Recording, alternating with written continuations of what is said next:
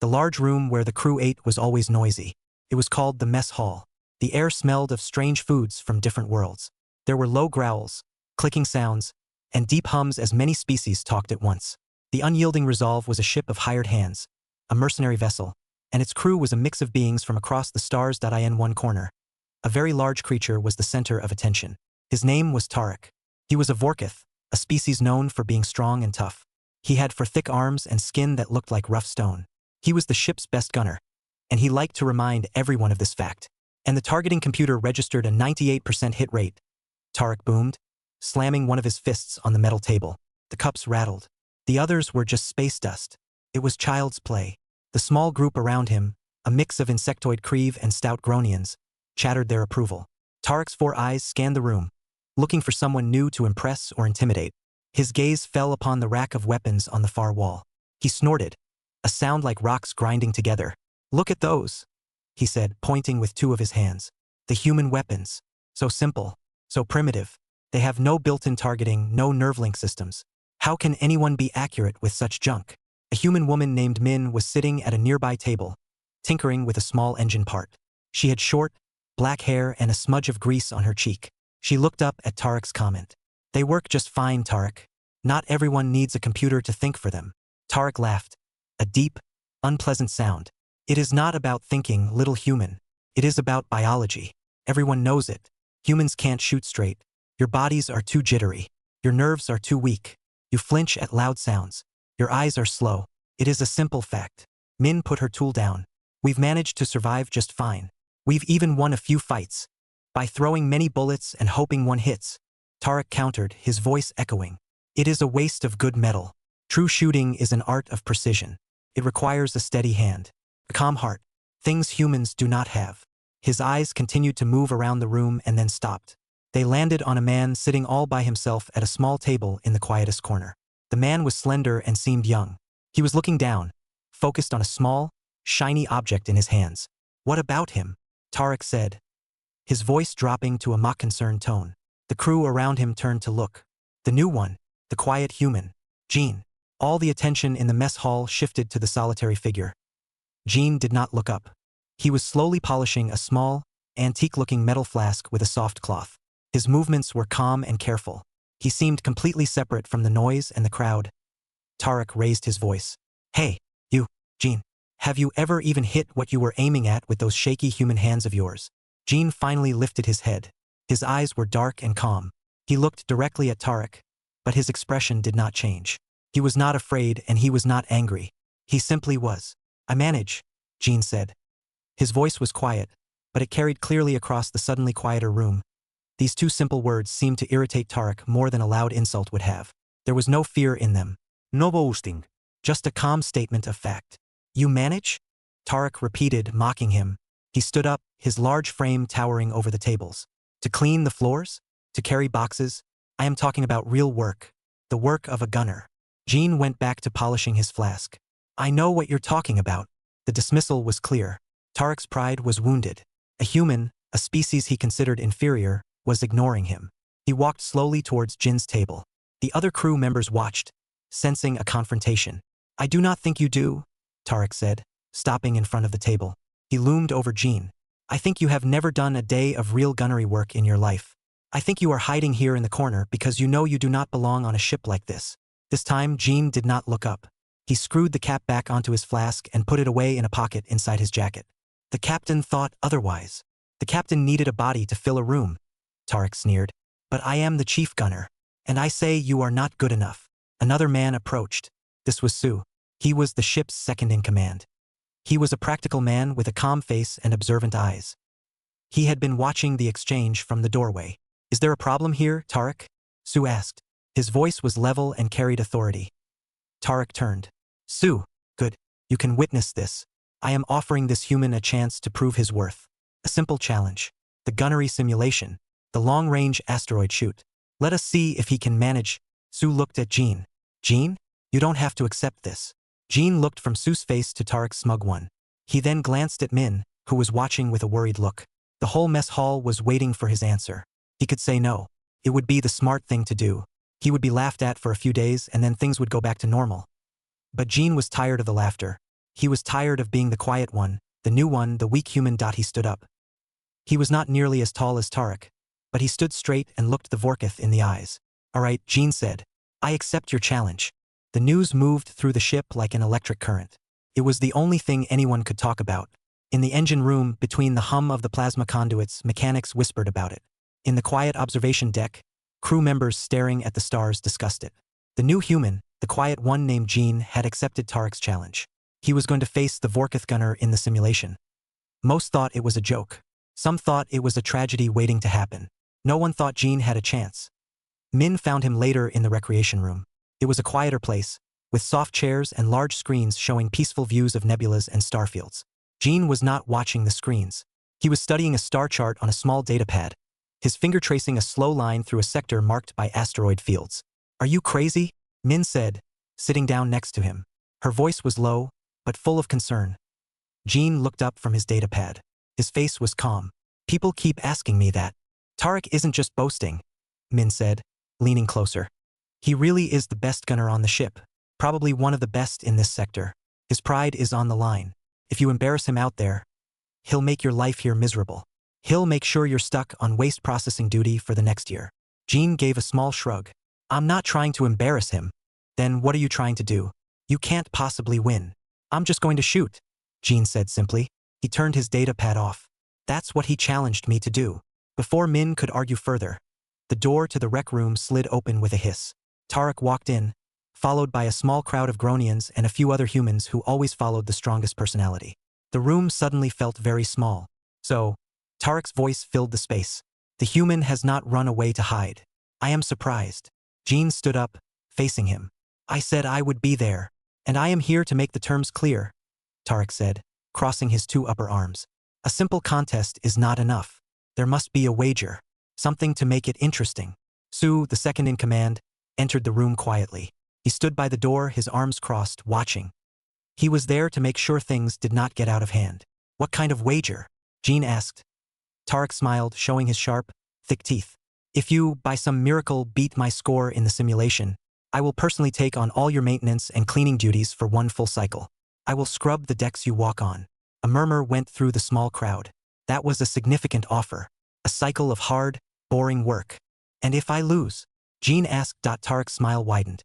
Then you will be my personal servant for a cycle. You will fetch my food, clean my quarters, and polish my gear. You will do everything I say when I say it. It was a brutal wager. It was designed to humiliate. A cycle as Tarek's servant would be a living nightmare. Jean would be the laughingstock of the entire ship. Min stood up. Jean, don't. It's not worth it. Everyone looked at Jean. His expression was unreadable. He seemed to be considering it.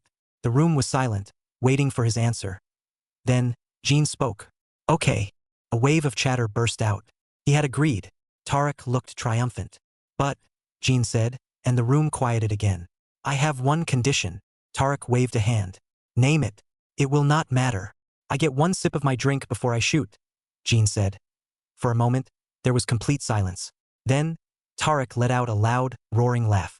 The others joined in, the tension breaking into amusement.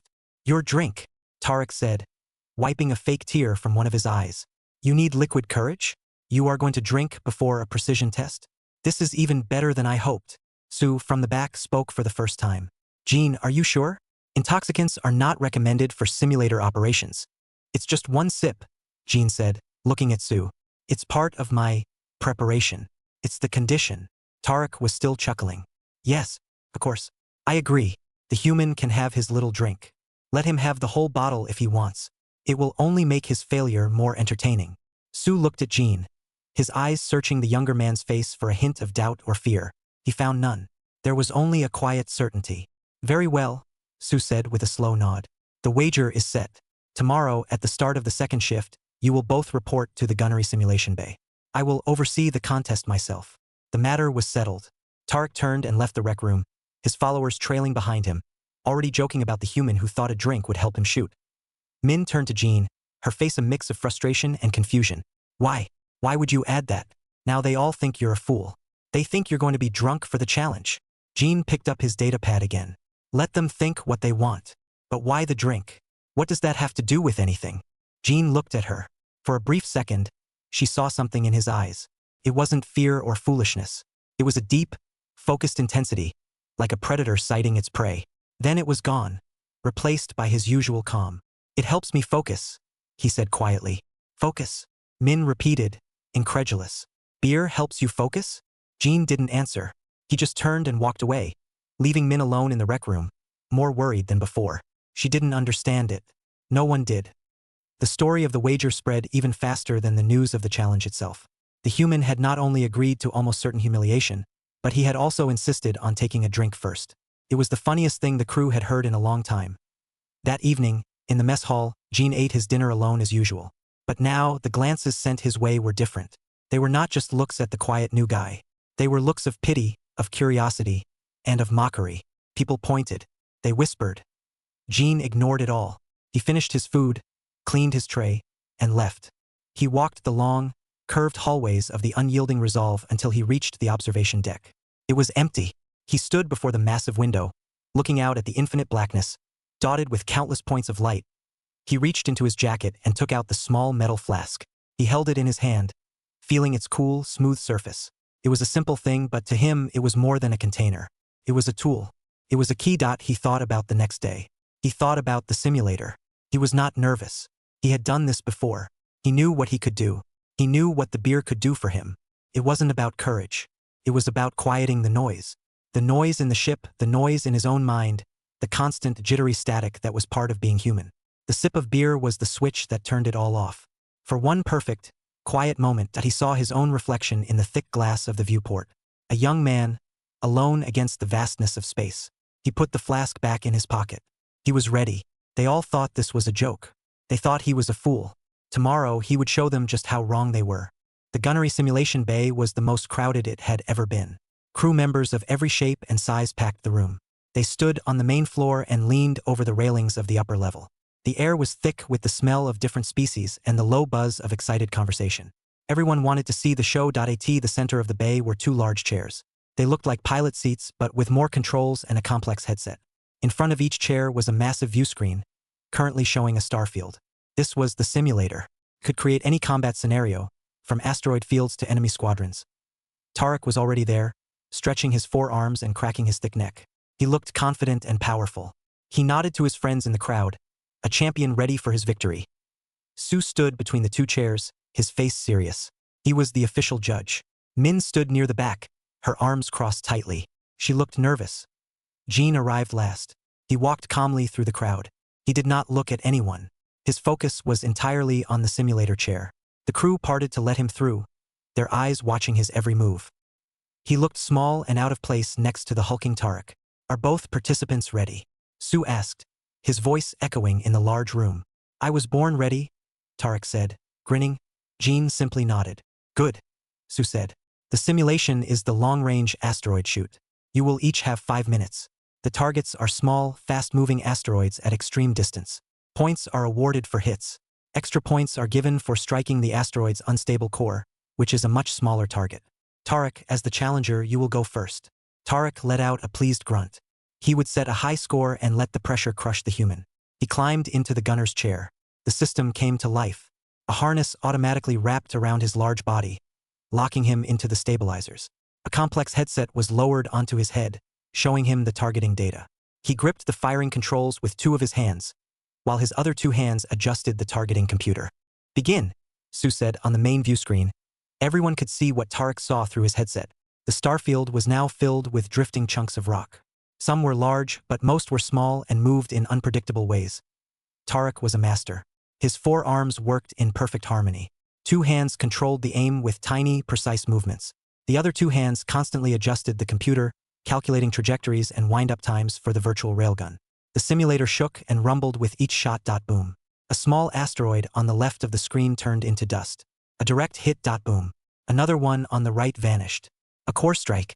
The score counter on the side of the screen jumped up. Boom. Boom. Boom. It was a display of incredible skill and technology. Tarek was not just shooting, he was a part of the machine. The stabilizers in the chair kept him perfectly steady. The computer helped him lead his targets. He was a flawless system of man and machine. The 5 minutes felt like a long time. The constant thunder of the virtual gun was impressive. When the timer finally beeped and the simulation ended, The room erupted in cheers and claps. Tarek had been spectacular. The final score flashed on the screen in bright numbers: hit rate, 98% core strikes, 90% total score, 9,850. It was an amazing score, almost perfect. Tarek unstrapped himself from the chair and stood up. He raised all four of his arms in victory, basking in the applause. He looked at Jean, his expression saying, "Top that." He walked over to Jean and slapped him on the back, a gesture that was meant to be friendly, but was hard enough to make Jean stumble a step. "Good luck, human. You will need it." Now it was Jin's turn. The crowd grew quiet. The mood shifted from celebration to curious pity. They watched as Jean walked to the simulator chair. He did not put on the headset. He did not sit down. He did not let the stabilizer harness lock him in. He just stood in front of the chair, looking at the controls. A confused murmur ran through the crowd. What was he doing? Then he reached into his jacket pocket and pulled out his small metal flask, the one he had been polishing in the mess hall. The room went completely silent. They had almost forgotten about his strange condition. Tarek let out a loud, snorting laugh. "Yes, the liquid courage. Go on, little human. Drink up." Jean ignored him. He unscrewed the cap slowly. The sound was loud in the quiet room. He lifted the flask to his lips and took one single, slow sip. The smell of dark, malty beer drifted in the air. He swallowed, screwed the cap back on, and put the flask away. Then, and only then, did he sit in the chair. He still did not put on the headset or use the harness. He simply placed his hands on the manual aiming controls. His hands, which usually seemed so calm, now had a very slight, visible tremor. "Begin," Sue said, his voice curious. The simulation started. Asteroids drifted across the giant screen. Jin's first shot was a complete miss. The energy bolt flew wildly into empty space, not even close to a target. The crowd gasped, and then a wave of laughter rolled through the bay. Tarek was clutching his sides, his laughter the loudest of all. I told you all. He can't even hit the broadside of a spaceship." Min looked down at the floor, her face red with second-hand embarrassment. This was even worse than she had imagined. Jean seemed not to hear the laughter. He did not look at the score, which was still at 0. He took a deep breath. He watched the asteroids moving on the screen. His trembling hands rested on the controls. He was not trying to force them to be still. He was just waiting. He was listening for the quiet. The laughter in the simulation bay slowly died down. It was replaced by a confused silence. Jean was not reacting to his miss. He was not getting angry or flustered. He was just sitting there, perfectly still except for the slight tremor in his hands. His eyes were fixed on the view screen, watching the asteroids drift. Then he moved. He reached for the flask in his pocket again. The crowd watched, utterly baffled. He took another single, slow sip of the beer. He placed the flask back in his pocket.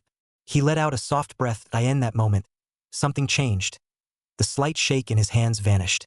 His entire body became as still as a statue. His breathing seemed to stop. His eyes locked onto a single, small asteroid spinning in the far distance. His finger pressed the firing control. Boom. The view screen flashed. The distant asteroid did not just break apart.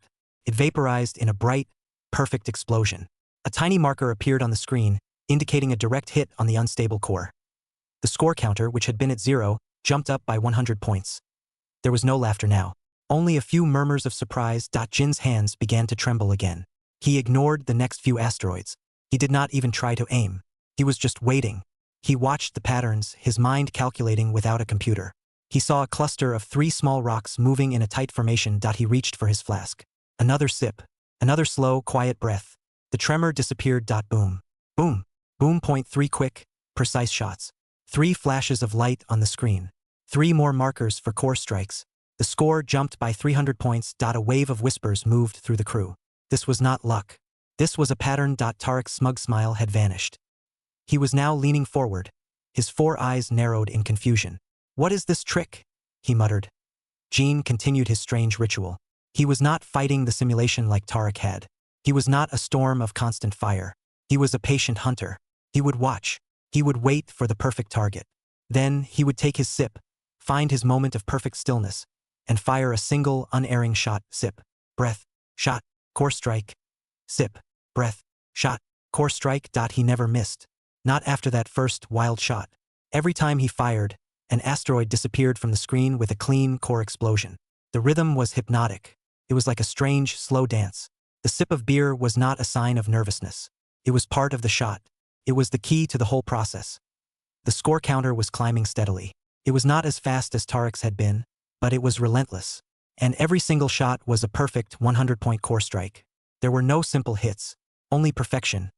Min was no longer looking at the floor. She was staring, her mouth slightly open. She watched Jin's face. In the moments before the shot, his expression was one of deep, absolute calm. It was a look of total focus she had never seen on anyone before. Sue watched with sharp, intelligent eyes. He was not looking at the score. He was watching Jin. He saw the tremor come and go. He saw the way the young man's body locked into place after each sip.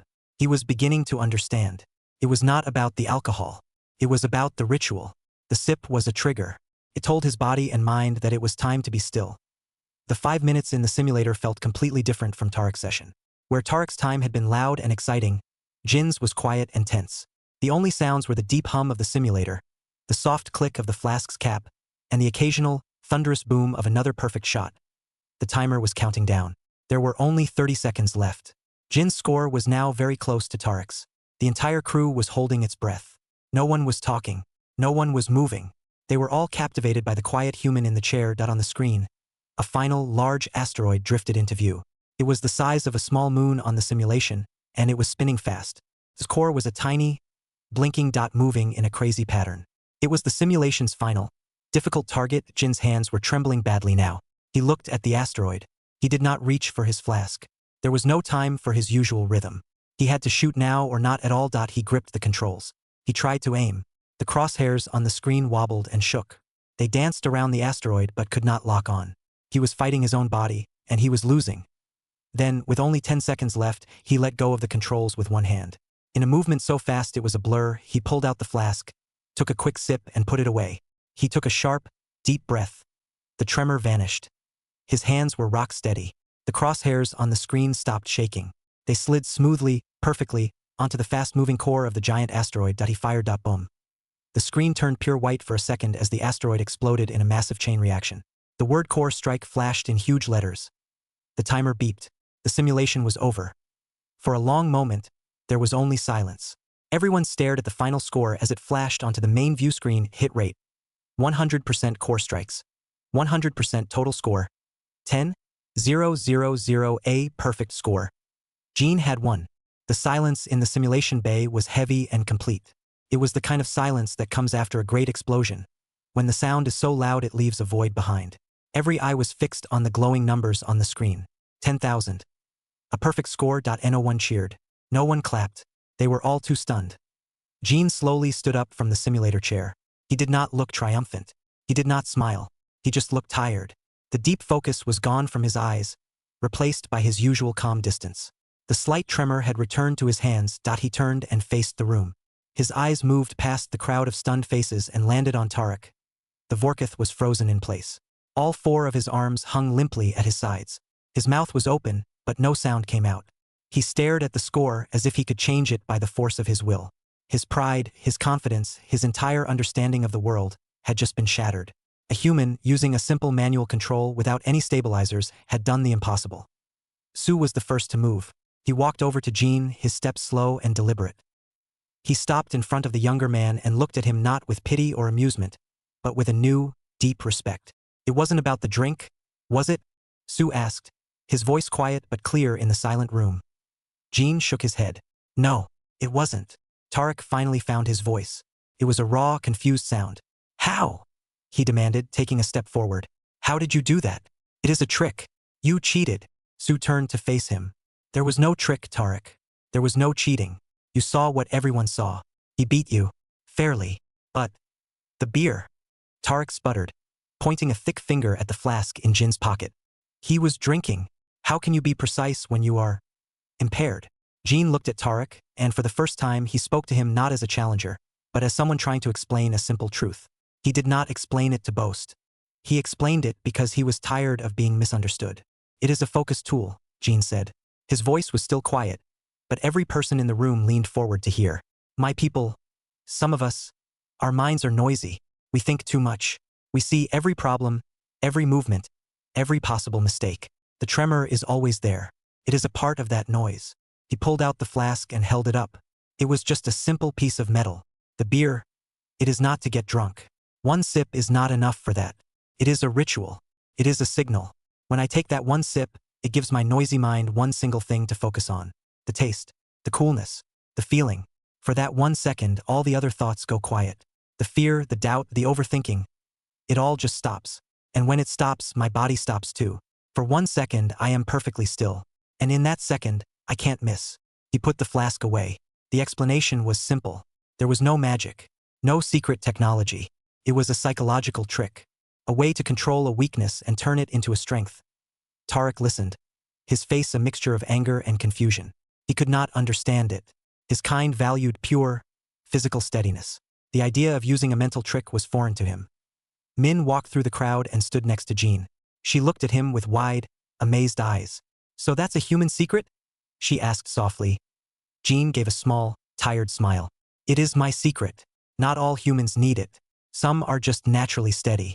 But for some of us, we find our focus in strange places. We find a way to make the noise work for us." He looked around the room, at all the different alien faces staring back at him. He saw the mockery gone from their eyes. It was replaced by curiosity, and by a dawning sense of respect. They had thought him weak and jittery. They had laughed at his methods. Now they saw that his methods were his power. Sue placed a hand on Jin's shoulder. "The unyielding resolve is lucky to have you," he said. The words were simple, but their meaning was deep. He was not just a body filling a room anymore. He was a valued member of the crew. The spell of silence was broken. The crew began to talk again, but their voices were low and thoughtful. They glanced at Jean as they filed out of the bay. Seeing him in a completely new light, Tarek did not move. He stood there, defeated and humbled. He had lost the wager. He had a cycle of cleaning duties to look forward to. But that was not what hurt him the most. What hurt was that he had been proven completely and utterly wrong. He had believed in a simple truth, that humans were inferior. That truth was now a lie. Jean and Min were the last to leave the simulation bay, along with Sue. As they walked out into the hallway, the normal sounds of the ship seemed loud after the quiet tension. Jean looked at Min. "You believed I could do it," he said. "It wasn't a question. I hoped you could," she corrected him with a small smile. "I didn't understand how, but I hoped." Sue looked at Jean. "That focus, that control. We could use that on the gunner deck. For real." Jean nodded. "I know. That's why I'm here." They walked down the hallway together, the quiet human, the friendly engineer, and the wise second-in-command. Behind them, in the empty simulation bay, the scoreboard still glowed with the perfect numbers. A silent message to anyone who would see it. Never underestimate a human's ability to find a way. The next day, the mess hall felt different. The noise was the same. The smells were the same. But the feeling in the air had changed. The crew went about their business, but their eyes kept drifting to one table in the corner. Jean was sitting there, eating his breakfast. He was alone just like before. But he was not the same person he had been yesterday. Yesterday, he was the quiet new human everyone ignored or laughed at. Today, he was the man who had scored a perfect 10,000 in the simulator. Min walked over with her tray and sat down across from him. She did not ask if she could join. She just sat. Jean looked up and gave a small nod. It was a big change. "Everyone is talking about it," Min said, stirring her food. "They can't believe what they saw." Jean took a sip of water. "They saw what happened." "Exactly. They saw it, and they still can't believe it." She lowered her voice. "Look." Jean followed her gaze. Across the room, Tarek was on his hands and knees. He was scrubbing the floor with a large brush. A bucket of soapy water was beside him. He was doing Jin's cleaning duty. A few crew members walked past him. No one laughed. No one made a joke. They just looked at him, and then they looked at Jean. There was a new kind of order on the ship. The strongest gunner was not the one with the most arms or the loudest voice. The strongest gunner was the one who could not miss. Tarek did not look at Jean. He kept his head down and scrubbed. His pride was broken. He was honoring his bet, but every movement was heavy with shame. Sue entered the mess hall. He walked directly to Jin's table. "Jean," Sue said, "the captain has been informed of the simulation results. He agrees with my assessment. Your assignment has been changed. Report to the main gunner deck after this meal. We are assigning you to the long-range tactical station." This was a major promotion. The long-range station was one of the most important positions on the ship. It required the best aim, the steadiest hands. Min's eyes went wide. "The long-range station? But that's where he belongs," Sue finished for her. He looked at Jean. "Your methods are unorthodox, but they are effective. This ship needs effective." Jean simply nodded. "I will be there." Sue left. The news spread through the mess hall in whispers. The human was being given a real gunner position, the highest one. It was official. Jean was now a key part of the crew's defense. Later, Gene walked onto the main gunner deck. It was a large, circular room with view screens showing the space all around the ship. The other gunners, a mix of species, looked up as he entered. They had all heard the story. They watched as he walked to the long-range station. The chair was similar to the simulator but more complex. The controls were real. The weapon he would control was a powerful railgun that could hit a target from 1,000 kilometers away. He sat down. He did not strap in. He did not put on the targeting headset. He just looked at the controls, familiarizing himself with them. One of the other gunners, a Gronian with thick arms, watched him curiously. The stabilizer system is the best in the fleet, the Gronian said, pointing to a switch. It will lock you in. Steady your aim. Gene looked at the switch. Thank you, he said, but he did not turn it on. He reached into his pocket and took out his flask. He held it in his hand. It was cool and familiar. He saw the other gunners watching him. They were not laughing. They were not mocking him. They were waiting. They were curious. They had seen what he could do, and they wanted to see how he did it. A small alert chimed on his console. Practice drill was starting.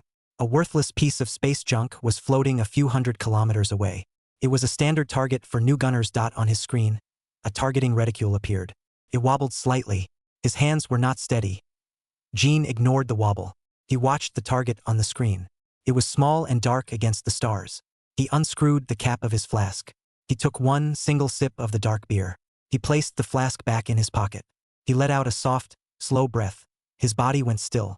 The tremor in his hands vanished. The targeting reticule on the screen stopped moving. It was locked perfectly on the center of the space junk. His finger pressed the firing button. A low hum filled the ship as the railgun charged. Then, a deep, powerful thump echoed through the deck. It was the sound of real firepower on the view screen. The piece of space junk exploded into 1,000 tiny, glittering pieces. A direct hit.